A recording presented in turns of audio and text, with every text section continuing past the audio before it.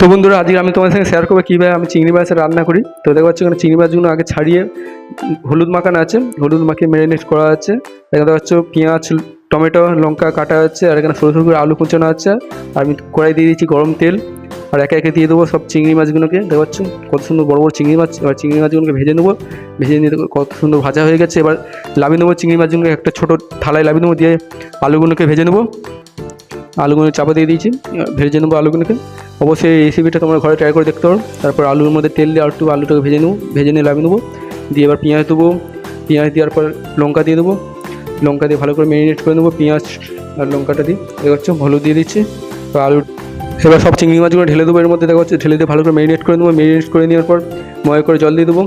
দেখো মাপের জল দিয়ে দিয়েছি আমি পুরোটা, আর ঢাকা দিয়ে দেবো। ঢাকা দেওয়ার পর দেখা যাচ্ছে কত সুন্দর রান্না হয়ে গেছে, কত সুন্দর কালার চলে গেছে। এবার দেখুন কত সুন্দর। এই রেসিপিটা তো অবশ্যই তোমার ঘরে ট্রাই করে দেখতে পারো। আর ভিডিওটা কেমন হচ্ছে অবশ্যই কমেন্ট করে জানাবে।